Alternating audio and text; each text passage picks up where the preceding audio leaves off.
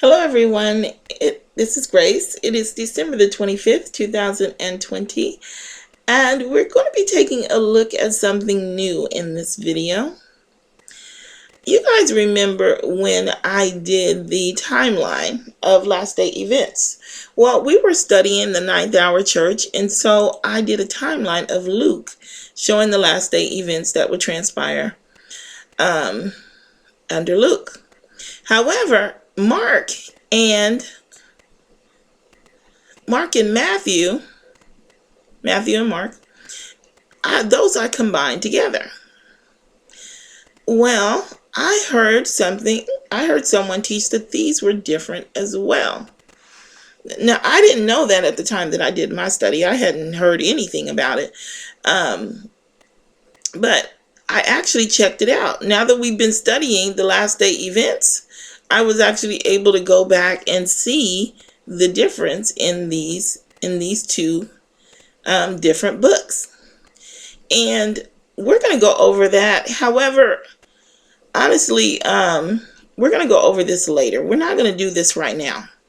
And the reason why is because what I heard was that it's not just the last day events. The books in and of themselves transpire showing different events for different phases, for different groups.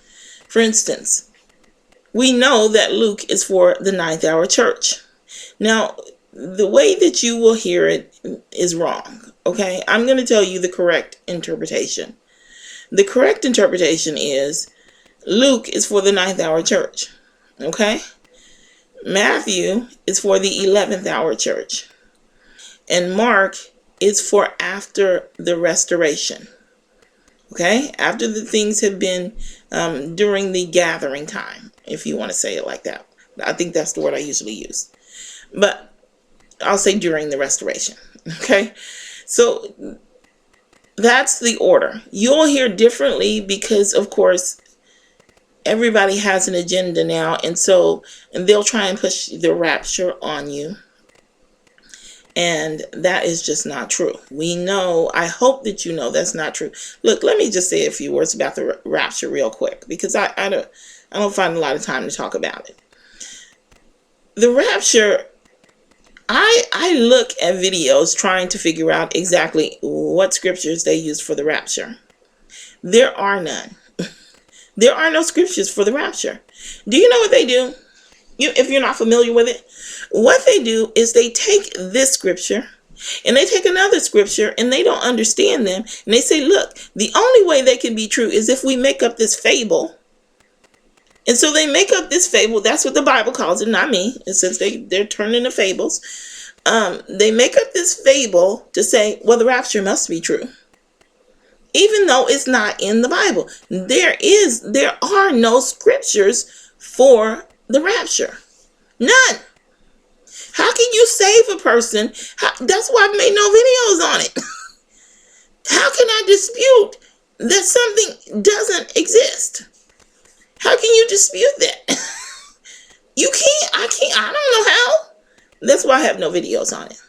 So when you hear it, they're going to transpose these two.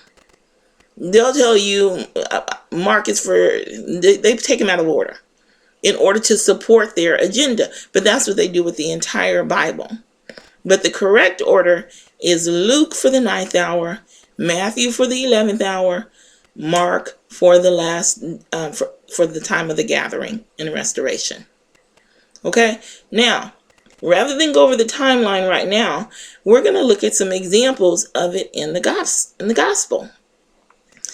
And hold on, I've got it written out here, and also wrong page. Hold on. Okay, here we are. I've got it written out here, but we're going to go to the Bible because I'm just used to using the Bible. So let's look at the first scripture, and then we're going to go back to the page so that we can compare them as well. So we're going to do just a couple of comparisons, and we'll go back to the page. So first we're going to look at, hold on. Did the fig tree wither at once or overnight? So there's different renditions of that in Mark and Matthew. So we're looking at Matthew first. And remember, this is the 11th hour church. And when he saw a fig tree in the way, he came to it and found nothing thereon. Hold on, we don't need this on. And when he saw a fig tree in the way, he came to it and found nothing thereon, but leaves only, and said unto it, Let no fruit grow on thee henceforth forever. And presently the fig tree withered away. And when the disciples saw it, they marveled, saying, How soon is the fig tree withered away? Jesus answered and said unto them, Verily I say unto you, if ye have faith and doubt not, ye shall not only do this which is done to the fig tree, but also if ye shall say unto this mountain, Be thou removed, and be thou cast into the sea, it shall be done. Okay, so we're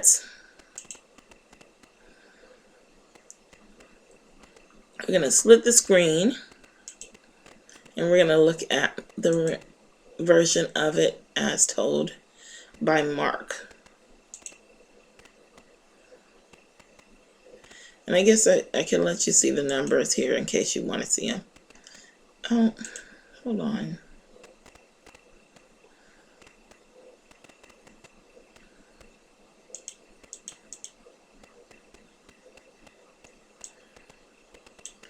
Okay. And Jesus answered and said unto it, No man eat fruit of thee hereafter forever. And his disciples heard it. And they come to Jerusalem, and Jesus went into the temple and began to cast out them that sold and brought. Okay, we're not going to see the numbers here. And they come to Jerusalem, and Jesus went into the temple and began to cast out them that sold and bought in the temple, and overthrew the tables of the money changers and the seats of them that sold doves. He would not suffer that any man should carry any vessel through the temple. And he taught, saying unto them, Is it not written, My house shall be called of all nations the house of prayer? But ye have made it a den of thieves. And the scribes and the chief priests heard it, and sought how they might destroy him, for they feared him, because all the people were astonished at his doctrine. And when even was come, he went out of the city. And in the morning, as they passed by, they saw the fig tree dried up from the roots. And Peter, calling to remembrance, saith unto him, Master, behold, the fig tree which thou cursed is withered away. And Jesus answering said unto him, Have faith in God, for verily I say unto you, that whosoever shall say unto this mountain, Be thou removed, and be thou cast into the sea, and shall not doubt in his heart, but shall believe that those things which he saith shall come to pass, he shall have whatsoever he saith. Okay, so now let's look at the difference.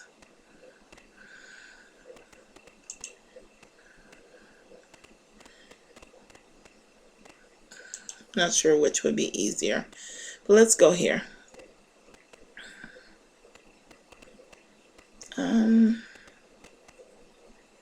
Okay, so when he saw the fig tree in the way, we know that the fig tree represents the church, his church, right? So he sees the fig tree, and when there was nothing on there, there was no fruit. It was not bearing fruit, but it had leaves as though it was bearing fruit. We've already talked about the fig tree.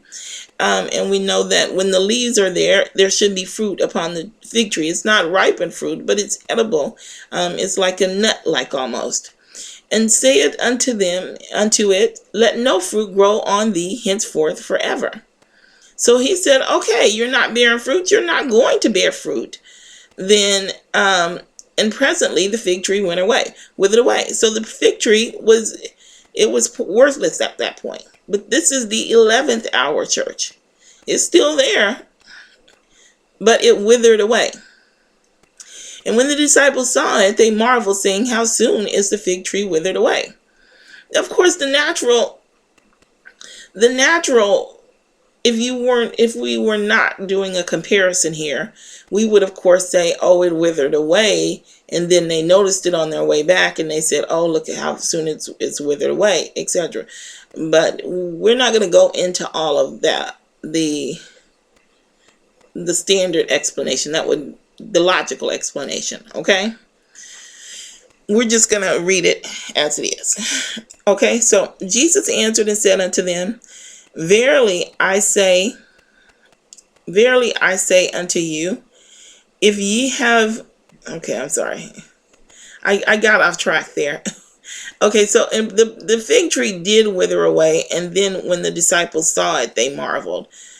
That would be the reasonable explanation, is that they saw it the next day. Okay, so anyway, Jesus answered and said unto them, Verily I say unto you, if ye have faith, and doubt not, ye shall not only do this which is done to the fig tree. So hold on a moment. Here he says, you shall not only do this to what's done to the fig tree. Why? Because the tree is still there during their time. But when you come down here, hold on a moment. We're going to get all of this out. We don't need any of this. When you come down here,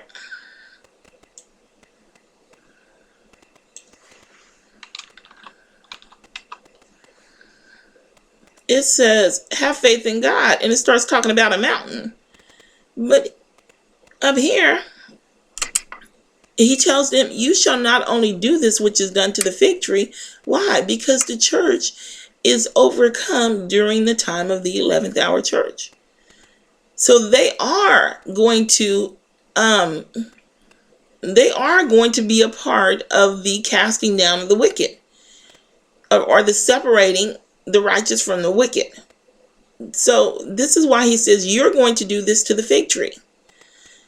But also because this is the last church, which is going to go into the rejuvenation, he tells them, also, if ye shall say unto this mountain... Well, what mountain? What mountain? Well, we know from our studies that a mountain is a church. Is it God's church? No, it is not God's church, because he's already distinguished God's church as a fig tree, a fruit-bearing one. So when he says the mountain, he says he's talking about the heathen nations. Not a church. It's not a church. It is a religious nation. That was the definition that we got. Okay, so a mountain is a religious nation. And ye shall say unto this mountain, be thou removed, and be thou cast into the sea, and it shall be done. The disciples were not standing there looking for a mountain, wondering in Jerusalem, wondering what is he talking about a mountain when we asked him about a fig tree. We just wanted about the fig tree. And now he's talking about a mountain. They knew he was talking. They probably thought he was talking about Rome.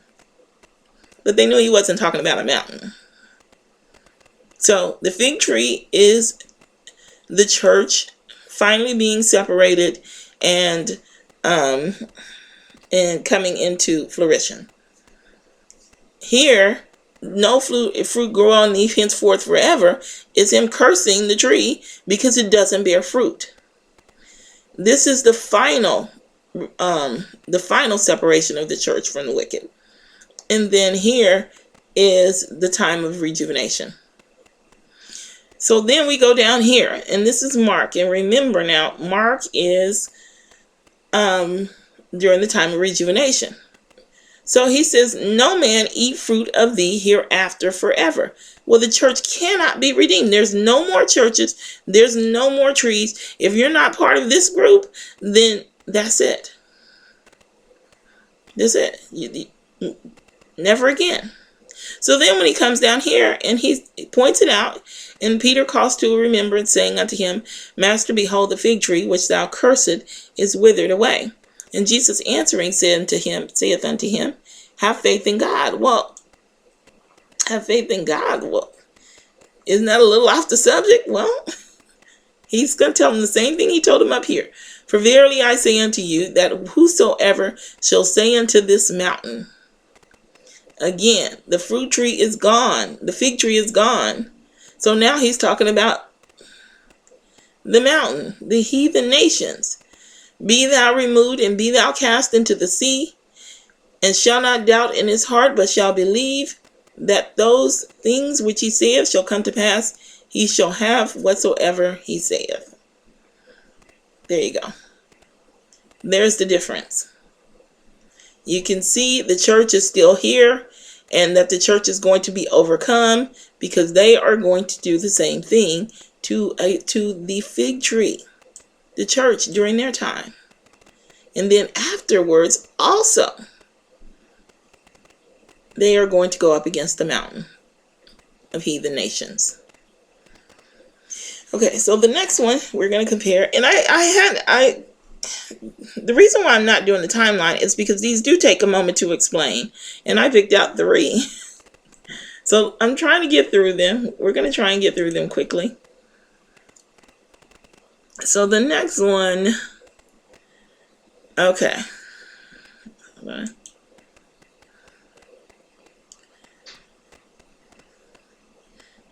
This one has all 4 gospels. Both of this one and the next one is in all 4 gospels. So John is Yahushua's time. And this is when the veil was torn. So let's go through it. Let's see if we can get through it quickly. When Jesus therefore saw his mother and the disciple standing by whom he loved, he said unto his mother, Woman, behold thy son. Then saith he to the disciples, Behold thy mother. And from that hour that disciple took her unto his own home. After this, Jesus knowing that this is where I should have started right here. After this, Jesus knowing that all things were now accomplished, that the scripture might be fulfilled, said, I thirst. Now there was set a vessel full of vinegar, and they filled a sponge with vinegar, and put it upon hyssop, and put it to his mouth. When Jesus therefore had received the vinegar, he said, It is finished. And he bowed his head and gave up the ghost. So he said, It is finished. He received the vinegar, but he really didn't. Matthew's going to tell us he couldn't drink that vinegar because vinegar is a fermented drink. He couldn't drink that, and he didn't. And it's in Matthew. Oh yeah, I have the scripture in here, I think. But it says he received the vinegar, and he said it's finished. So since he couldn't receive the vinegar, where it says he received the vinegar, we should automatically understand that he's drinking the cup, the bitter cup of the crucifixion. That's the vinegar he received. That's what it's trying to tell us there. So Jesus therefore when he had received the vinegar, he said, It is finished. And then he gave up the ghost. So let's go on to the next one. And this, by the way, if you recall, this is during Jesus's time. This is during Yahushua's time in John.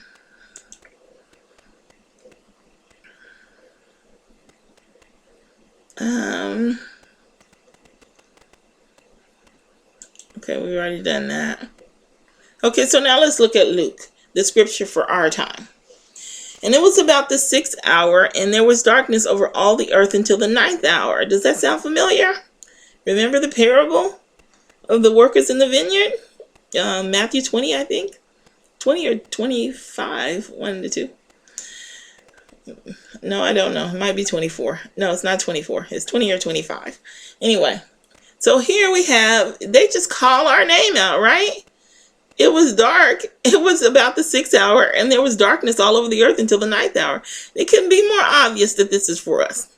And the sun was darkened, and the veil of the temple was rent in the midst. Hold on a moment.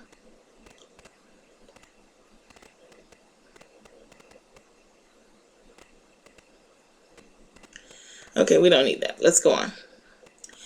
And it was about and the sun was darkened, and the veil of the temple was rent in the midst. And when Jesus had cried with a loud voice, he said, Father, into thy hands I commend my spirit. And having said thus, he gave up the ghost. Okay. Here, if you notice, there was no veil even mentioned in the first one. When Yahushua died, there was no veil mentioned. Why? Because Yahushua is the veil.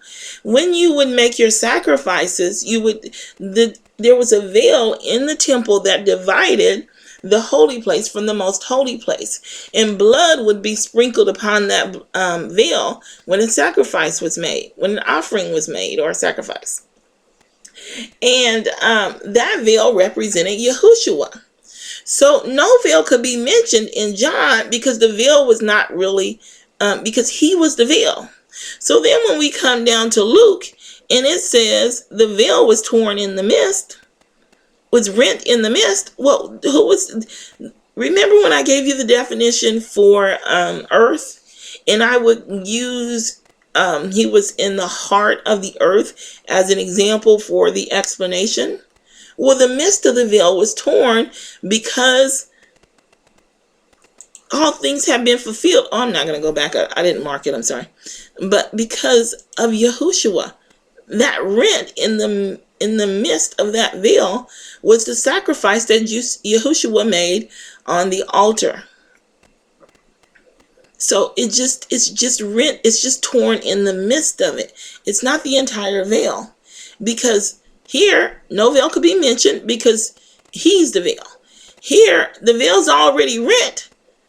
So now he cries with a loud voice. He says, "Father, into thy hands I commend my spirit." It is finished up here was his cry. Into thy hands I commend my spirit. This is the 144,000. Having said that, he gave up the ghost. So let's go on and let's look at Matthew. And we'll just read it from here. So this is the time of the 11th hour church. Jesus, when he had cried again with a loud voice, yielded up the ghost. Wait a minute. We're going to have to read from Matthew. Let's go back.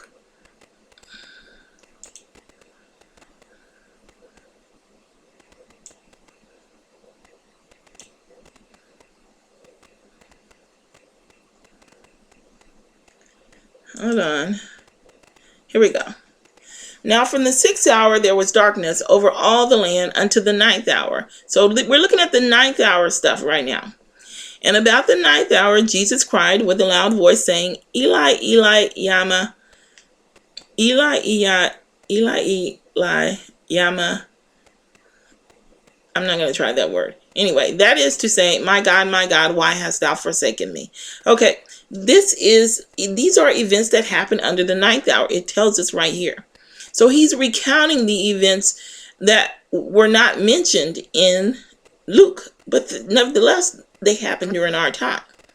So we say, my God, why hast thou forsaken me? Well, this has to be the trumpet, because we don't know what this is. This has to be one of the 7 trumpets. Wait, you guys might know. I don't recall right now instantly. Maybe later if it comes to me, I'll mention something. But right now, that has to be one of the 7 trumpets where we would say that. But of course, Yahushua says it because he's referring, maybe, we're going to have to go look at that Psalms. Not right now. We're going to have to go look at that Psalms. There has to be something in there for the 9th hour church. It just occurred to me because it's here as the 9th hour event. Anyway, some of them that stood there when they heard this said, the man calleth for Elijah. And straightway one of them ran and took a sponge. So first he spoke, and then they taunted him. And then they go and get the sponge with the vinegar, and they put it on a reed and give it and send it up to him on a reed on the hyssop. Okay? And gave it up to him to drink. The rest said, let us see whether Elijah will come to save him. So still they're taunting him. And Jesus, when he had cried again, this is when he says, it is finished, with a loud voice, yielded up the ghost. So they recount the events for the 9th hour and for the time of Yahushua.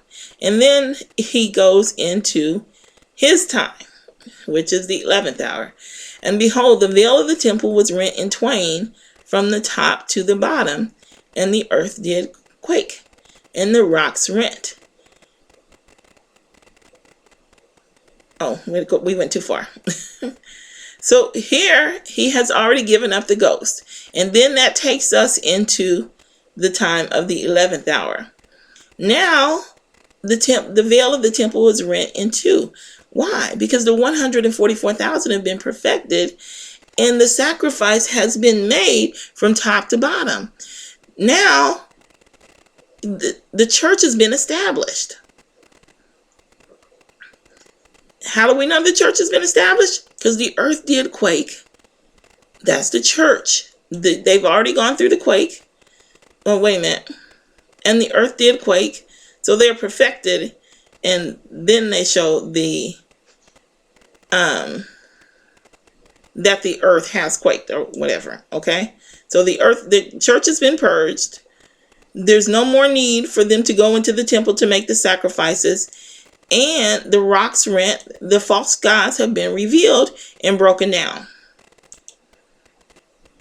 So now the veil in the temple ripped apart, not needed. Okay, so let's look at the last one.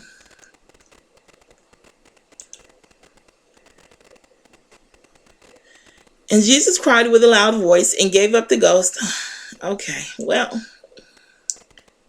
you see why we're not doing the timeline now, right? Because this is taking some time. And hold on, let's hear it. We'll start from here. And at the 9th hour, Jesus cried with a loud voice, saying, Eli, Eli, lama sabachthani, which is being interpreted, my God, why hast thou forsaken me? And some of them that stood by when they heard it said, behold, he calleth Elijah. And one ran and filled a sponge full of vinegar and put it on a reed and gave him to drink, saying, let alone, let us see whether Elijah will come to take him down. Okay, so then that brings us to Yahushua's time, and and Jesus cried with a loud voice and gave up the ghost, which brings us to the time of restoration. And the veil of the temple was rent in twain from the top to the bottom. Not during the time of restoration, I'm sorry. That was done during the 11th hour church. So now we've gone through all of the events that transpired, right? And it says, finally we get to our event, which is during the restoration. And when the centurion which stood over against him saw that he so cried out and gave up the ghost, he said, truly this man was the Son of God. What happens during the time of restoration? The people around see the example. They see the people of God and they turn to God. That's the time of restoration. And this was the point of this verse. Not this. This was just a recount of the events that had already transpired under the previous churches. And then you come here. I can't remember what happened after Matthew. Let's just see. And the graves were open, and yeah, so it's different. So we're going to have to try and get through this next one really quick because it's all four again. What was written on the cross? Firstly, Jesus of Nazareth, the King of the Jews, was written in John. This is during the time of Yahushua. And Pilate wrote a title and put it on the cross. And the writing was, Jesus of Nazareth, the King of the Jews. So we're just going to go there just so that I can keep track of where we are. You don't really, I know. Hold on. Okay, so here, the title is straightforward here. Pilate wrote on here a title. Normally they would write the crime on there, but he wrote Jesus of Nazareth, the King of the Jews, as his crime, basically. And the Jews go back and they say, hey, don't write that. Write on there, write not the King of the Jews, but that he said, I am the King of the Jews. And Pilate answered, what I have written, I have written. And he left it. So this is straightforward. It's giving his name, Jesus of Nazareth, and his title, the King of the Jews. So then we go to the next one during our time. And a subscription also was written over him in letters in Greek and Latin and Hebrew. This is the King of the Jews. Okay, hold on a moment. It doesn't say anything about a title. It doesn't say anything about an accusation. It just says subscription, a name. A name was written over him in large letters in Greek and Latin and Hebrew. It tells you in other books that it's written in Greek and Latin and Hebrew. But here it's part of this, it's part of the name, so we are going to read it as part of the name. Why? Because during our time, it's said over and over, or it's taught over and over. I don't know if it's said, but it's taught over and over that during our time of persecution, when we become desolate, the heathen nation needs to know, all of the heathen needs to know that Yahushua has overthrown his own people, that it was not done by any of the other gods. And so all of the surrounding nations that see this and witness it have to be able to read the letters in order to know what's going on. And what they read is not Jesus of Nazareth, King of the Jews. They read, this is the King, the Jews. This of is not needed here. This is just identifying them. They're not put to death. They don't need the name of Yahushua here. He's already made his sacrifice. Here, they are the 144,000. They're not going to die. There's no accusations against them. So where they would need to die, they just wrote a name. They just wrote their name on the cross, basically. This is the King of the Jews. And there's no cross. Because they don't die, but they do have to drink the bitter cup. They are persecuted in this, that, and the other, but this is the King. We are kings and priests. The King, it's written, the King, the Jews. They are the kings, and the foreign nations must know they are the Jews. Let's go on. And so we get to Matthew, which is the 11th hour church. And set up over his head his accusation. Oh, we forgot to change this. Hold on. So it's John, Luke, Matthew. And I have other scriptures associated with, I think, Matthew. So, and we need to keep up with where we are. So anyway, and set up over his head his accusation written, this is Jesus, the King of the Jews. Okay, this word set up here. This word set up, let me take you back. This word set up means to impose. It means to impose something on someone, to add unto, lay upon, put on, or set on as a surname. And that's exactly what is done in the Bible. It's given to Peter. This word is, where is it?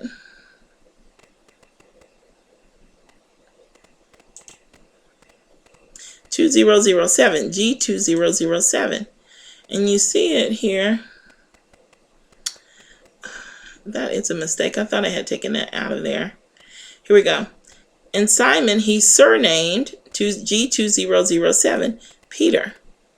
And I have the scripture here.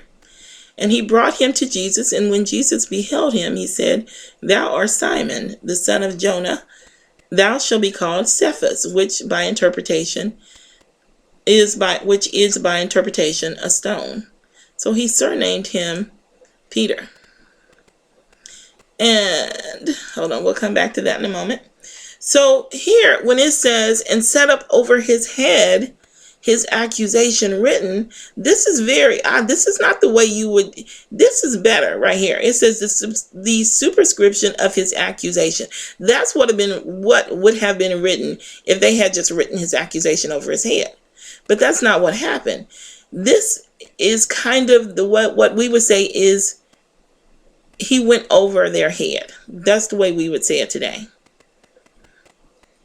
So who went over his head? That's what we need to know in order to find out whose accusation was made, whose accusation was placed there. He set up over his head his accusation. Do you see what's being said? Okay, I think it's fairly clear. Just think about it if you don't got it, if you don't have it. So he went over his head with his accusation written, this is Jesus, the King of the Jews. Yahushua, basically what he's saying is, I told them to do that. Yahushua has already been sacrificed. These people are acting under his name. They are doing what they were told to do. So he told us to do that. So there's not one set of rules for Yahushua and another set of rules for these people. So Yahushua comes in, goes over their head with his accusations. Now, he writes, this is Jesus, the King of the Jews. Why does he do that? Because he has said, inasmuch as ye have done unto one of the least of these, my brethren, ye have done it unto me. Because he sent us to do this. He sent us to do this work, right? So now, why is it written like this instead of here? Well, these people don't die. They're going to be killing up they're going to be killing up the last day saints left and right. It's horrible. The conditions are horrible. Think about it. You can't get 10 people in the room to agree on anything. The conditions, the plagues are falling. Things are so horrible. Things are so bad that the entire world comes together, unites together to kill these people. The entire world. You try getting 10 people to agree on that the sky is blue. We can agree. It's just hard. It's hard to get people to agree on anything. Somebody's gonna say, no, it's sky blue. Well, it's a light blue. I don't know about. So, but anyway, my point is that these people die. So there is an accusation against them. So they have to die according to the basic knowledge of the Bible. We're just looking at this with the information that we have as far as the Gospels are concerned. So there's an accusation against them. They have sinned. So Yahushua puts upon him his accusation. He puts his name in here in place of them. Jesus, the King of the Jews.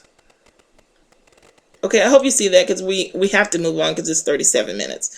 So then we get down here, and this is easy right here. Because they tell you, they wrote the accusation. And the superscription of his accusation was, then they tell you it was written over.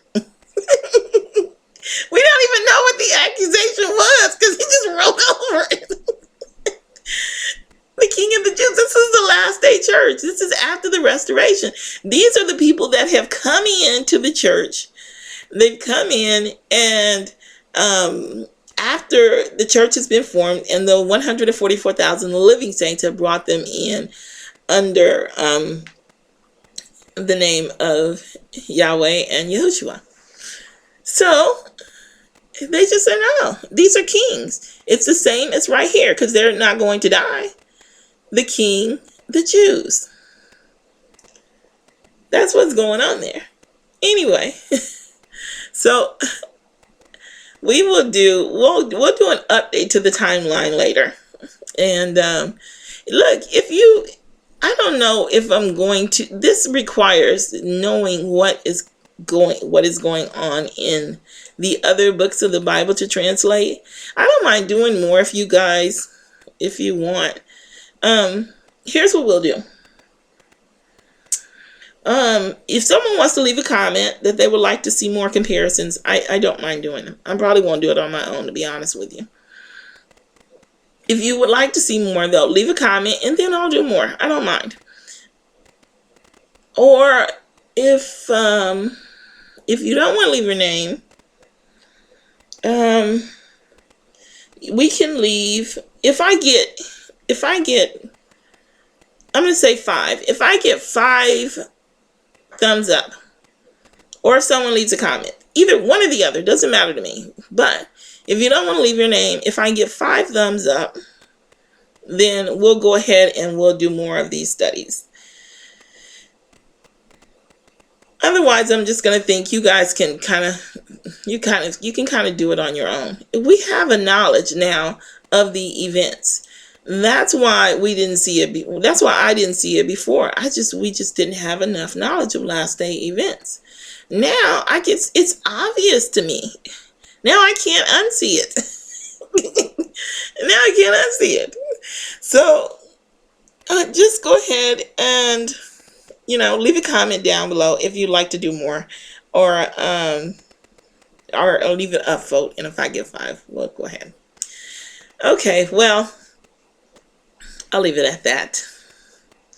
Until next time, everyone. Bye.